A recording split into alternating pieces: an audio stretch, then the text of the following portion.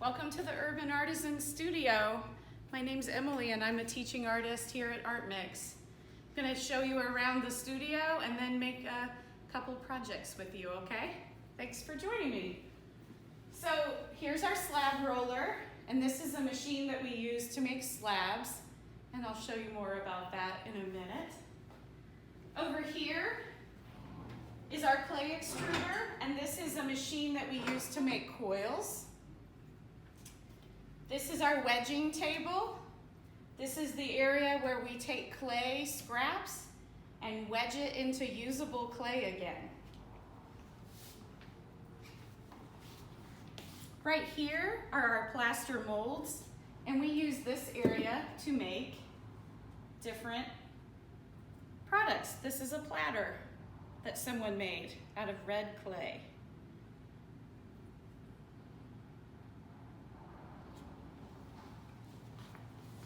This is our project board, and we use this area to make lists of what our goals are for the day or what we're working on, and to keep track of what we've finished and what we still need to work on.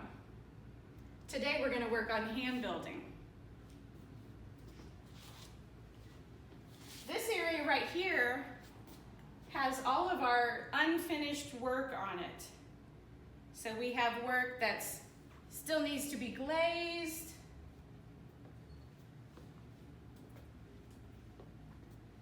And back here, we have two kilns. If you look inside of this kiln, you can see that some work is waiting to be glaze fired.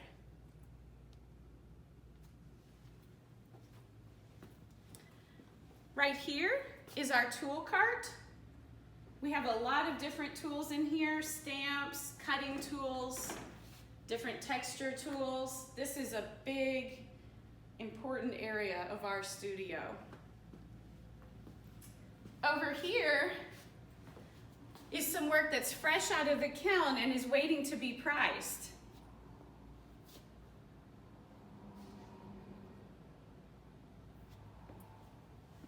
And this room right here is our inventory area. This is where we store work before it hangs in the gallery or before it goes out to shops here in the community. And then right here we have more supplies that we use for making art. We don't just make clay work, we also do printmaking. And here are some of our printmaking designs waiting to be printed. Okay, I'll show you how to make a couple of basic projects that we make typically in the Urban Artisans program. So come over with me.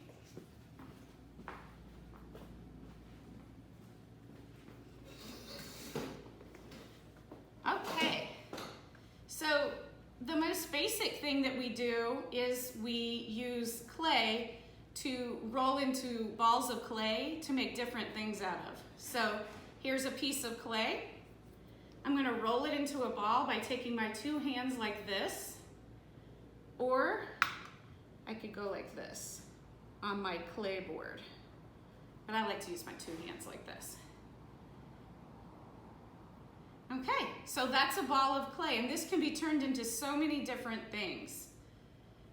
First, I'm going to show you how to make a pinch pot, and a pinch pot is usually the first project that a lot of people learn how to make out of clay. It's pretty simple. You take your thumb in the center of the ball of clay and you push down, and you pinch the clay between these fingers and your thumb. And you go in a circle, and you try to keep the walls, that's the sides, you try to keep the walls of your pinch pot even.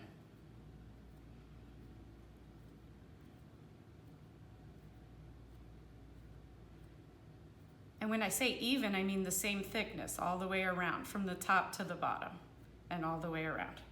So that's a pinch pot. Here's a finished example of a pinch pot that we've made. You can see the outside is glazed in blue and the inside is unglazed and is a yellow color. After they made the pinch pot, they added texture to it It looks like by carving out some designs. Okay, there's a pinch pot. The next one is to make beads. So you take a rolled ball of clay and you want to add some textures to it. On this one, I'm going to take my fettling knife, but I'm not going to cut the clay. This is a cutting tool for cutting clay, but you can also use it for a texture. So I'm just going to roll my knife up the side of the piece over and over again.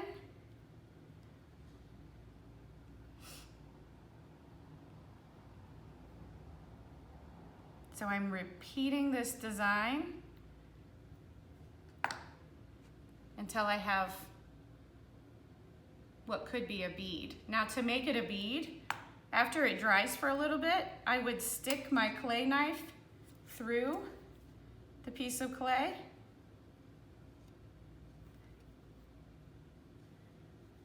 And spin my knife so that it has a hole. And then beads can be used to be strung or hung from different things. This could be added to a wind chime or a bell. This is actually a pinch pot that is a bell. So this could hang in there and hit the bell eventually. You can also make beads that aren't round like a ball of clay. So after I have the smooth ball of clay, I could tap the sides and make it into a square.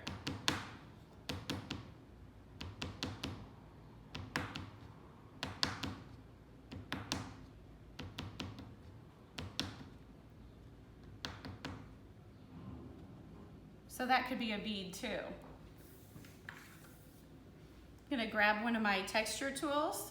This is called a potter's thumb because you can put your thumb here and use the tool this way. I'm not making anything on the pottery wheel today. I'm using hand building skills, but it does make a great texture. So if I did that all over, then I could,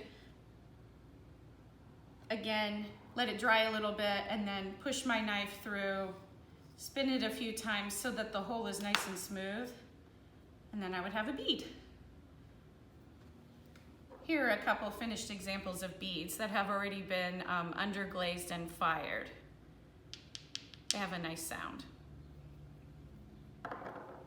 Okay, now the last project I'm going to show you how to make from a simple ball of clay is a bird. We use this process for making a lot of different animals here in the Urban Artisans program. So a bird, you can see here is a finished example. It's a very simple form. It's all in the glazing and the drawing and the texturing details that the artist put on this. That's what makes it look like a bird. So to make a bird, here's how I do it. I start by pinching here on one side to make a beak. And then I'm going to pinch on the back end to make the tail feathers.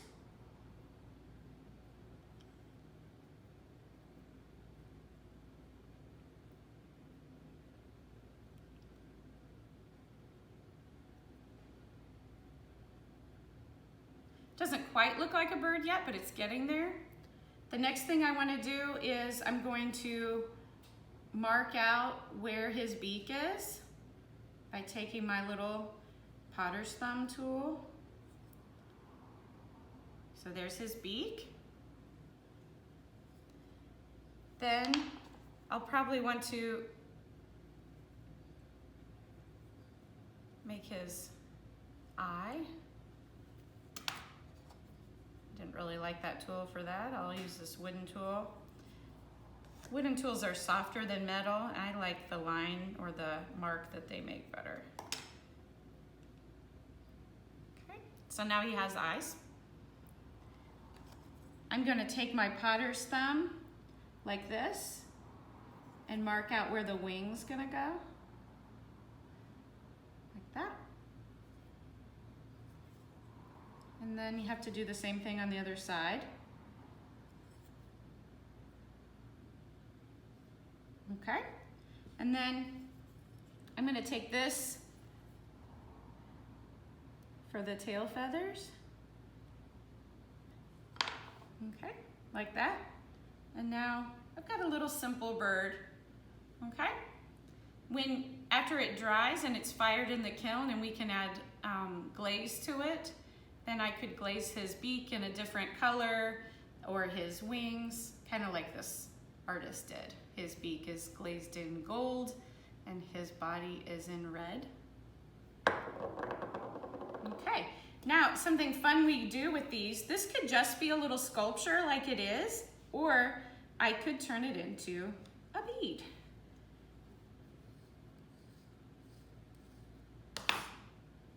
And so for my little bell, there could be a small bead in there to hit the side of the bell, and then it could have a bird hanging down from it. That could be kind of fun. Okay, so that is working with just a ball of clay and either texturing the ball of clay or forming it or making pinch pots. The next simple project that we have for hand building is coils. So to make coils, I'm gonna need slip, which is wet clay that is watered down. And I'm gonna need a scoring tool. A lot of times we just use a plastic fork. And a fettling knife. So this is a coil, and a coil is a rolled out piece of clay. Sometimes when we're teaching really young children, we will, the kids want to call them snakes. And so, but it's not a snake, it's a coil. So to start with, when you make a coil pot, you have to have a bottom. And I'm gonna take a slab of clay, so that's a flattened piece of clay, and I'm gonna cut out my shape of my bottom. So I'll go with that shape right there. The first thing I have to do is take my scoring tool with some slip and score all the way around the edge. When you score the clay and you add slip, those two things together kind of act as a bonding or a gluing effect. Anytime you take one piece of clay and attach it to another piece of clay, you have to slip and score it or it won't stay together. So here's my coil, right? I'll show you how to roll a coil first. So from here on out, I'm gonna kind of move that off to the side, and I'm gonna just take a piece of clay and roll it. You don't wanna go too fast. If you go too fast, you're not really focusing on what you're doing. I'm pressing and rolling, and I'm watching. What I'm watching for is that it doesn't get skinny in one spot and stay thicker in another spot. So if I roll too hard over here and it's gotten skinny, then I'll roll a little bit more everywhere else, so it stays evenly rolled. All right, so now I'm gonna score this just on one side. And as I dip my fork in the slip, I'm also picking up slip. Okay, so I'm just gonna start there, and I'm gonna kind of press that coil on, and I'll wind it around all the way, and then I'm gonna score the top of my coil.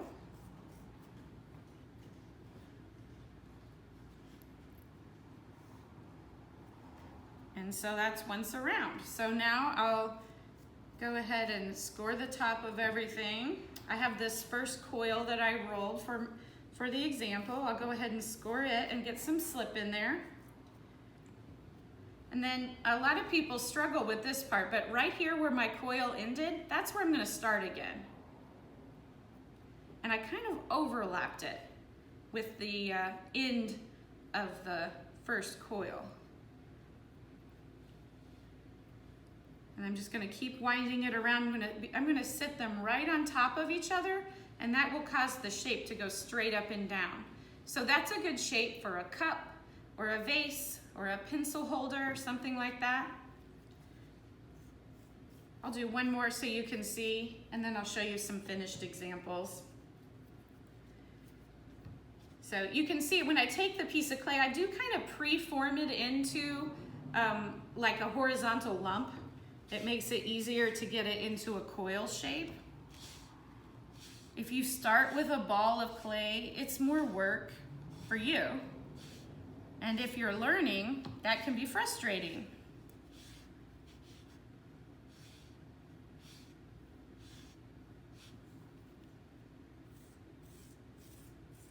So again, I want to dip in a couple times and make sure I get some slip on there, because the slip is the glue.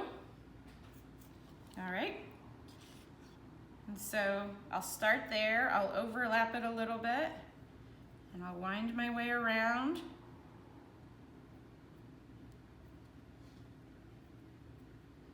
Okay, now I'll score the top.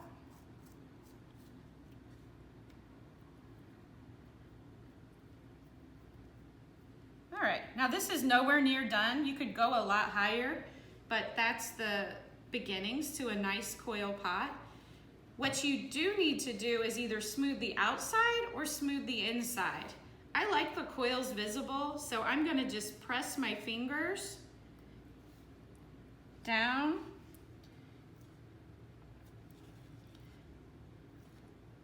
And the reason why you wanna do this is it will prevent your piece from cracking and maybe falling apart. Also, if I'm gonna use this as a vase, it's a good idea that the inside is smooth so that when you actually use the vase, little pieces of leaves or flowers or plants don't kind of stick into all of the cracks and coils. It makes it hard to clean if it's not smooth on the inside. Everything pretty much that we make in the Urban Artisans program here is functional and usable. So we have to think about not only how it looks, but how it functions, how it works. Does it work? Okay? So here are a couple of examples of some finished vases that the Urban Artisans have made in the past. And those both were made with coils. They both were completely smoothed out on the inside and the outside. It almost doesn't look like a coil pot anymore. This one could have been made as a pinch pot. I just know that it was a coil pot because I helped the intern artist who made these pieces. So that's coil. All right, the next basic process we're gonna go over is slab.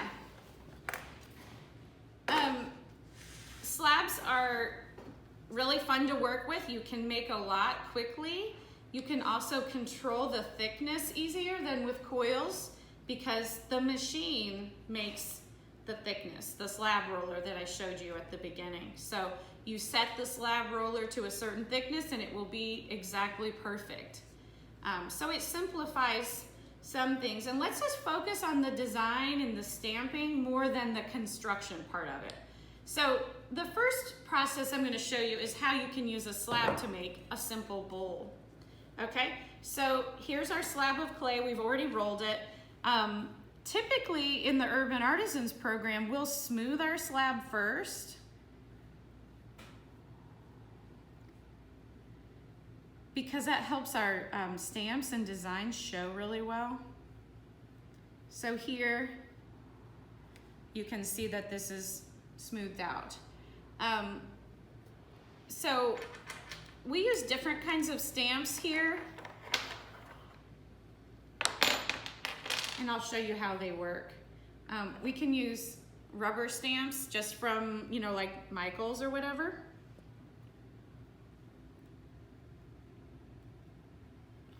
So we encourage the intern artists when they're using the tools and learning about design to not go too fast, but to focus on just right stamping, meaning that it's not too light,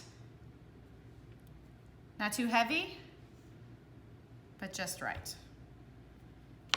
This is too light because by the time we turn this piece into something, the stamp design will probably smooth out. And this one right here is too heavy because I can see it's made a deep impression and it could weaken the clay. Also, if the person actually eats out of this bowl, that would be an area that would collect food matter and would be hard to clean. So just right stamping is deep enough that it will last through the process of forming it into a piece of work, but not so deep that it causes problems later when someone purchases this piece and actually uses it. So that's rubber stamps. We also have some wooden stamps that were made by, I think by an artist somewhere that makes clay tools. These stamps are beautiful. We've had these stamps for years and we use them a lot.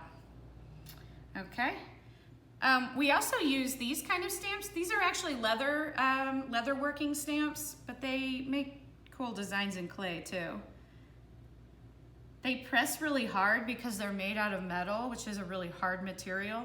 So you have to be careful when using them. And I always talk to my intern artists, that's what I call my students. I talk to them about, you have to look at tools in different ways because you sure can use the other end of some of these tools to make really neat designs. I love the end of this tool to make these fun polka dots. Also, we talk about in the Urban Artisans program how things that aren't even really clay tools can be really great tools. I have no idea what this thing is. It's been here since I started working here like 19 years ago, and I love this tool. It's one of my favorite textures. Kind of makes me think of teeth. I don't know why, but I love that tool. So, and then another thing that we do here in the Urban Artisans program, which starts with a ball of clay, is we make our own texture stamps. These were made last summer and they have become absolutely invaluable to us. And nobody else has one just like these. So we really like to add these in to our collection because it makes it look more unique. We don't like to use too many of the stamps that come from Michael's because then we start seeing them other places. So this piece of clay is stamped and ready to turn into something. So we're gonna cut the clay out with a metal circle. So I'm gonna kind of look through and make sure it's where I wanna cut it. I'm gonna press down thoroughly. I'll lift this up carefully and I'll pull away the scrap, and you can see that I'm left with a nice circle of clay. So after you stamp it, that's the first step of making an actual bowl. Here's how we make bowls. We use a small kickball, and before I put it on there, I'd probably smooth the edge. I always talk with the intern artists about how important it is to remember that once we sell the work and it goes home with someone, that we don't know what they're gonna do with it. And so I always remind them that when I have a bowl of cereal, I always drink the milk at the end. So anything that's functional has to have smooth edges so that it is pleasant to eat off of or use. Ceramic can be very sharp when it's fired, so that is part of good craftsmanship. So I'll take my ball, I'll just put it on there, and then I'll kind of press it over.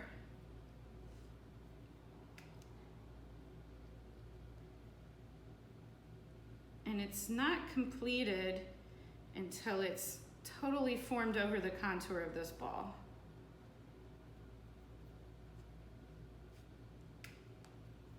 And sometimes it takes a little while. So this one is ready to sit on the form and dry for a little while before we take it off, and then we have a bowl. Okay. The last project I'm going to show you today is working on making plates. Here's a finished example. So this is a small platter, and we make a lot of them. It looks like it's $15. So this piece is priced and completed and ready to go into our gallery. So again, the first step would be I'll take my slab of clay, I will smooth it,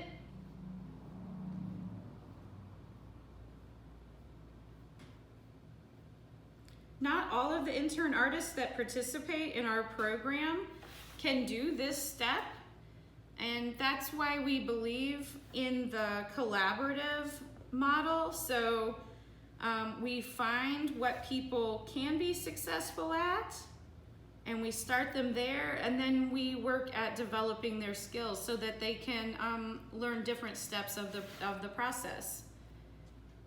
Sometimes I smooth the slabs and then I give them to the intern artist so they can make the art. Just depends. All right, so this is my piece of clay. It's going to be a platter. What I would do first is I would cut out the shape. Our platters always have curved edges. The reason why we do that is they tend to resist warping, or that's when the shape becomes distorted. Okay, so this one's a little smaller than we would normally make. I have a template that gets it the exact right size, but this is the basic shape. You can see that they look similar in shape. Okay, so the first thing I would do is I would come up with a design. On this, since I know it's a plate, I'm just gonna stamp around the edges, and I'll let the inside be for food.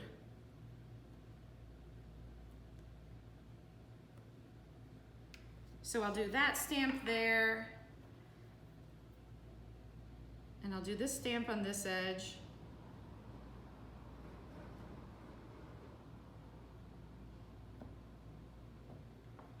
And then I'll just do one of these on each side.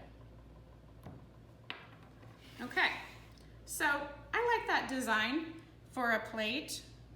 The next step would be I would put it over a form, similar to how I did the bowl, and let it dry, and then it would be ready to fire and glaze. So these are several basic hand building projects that we use every day in the Urban Artisans studio.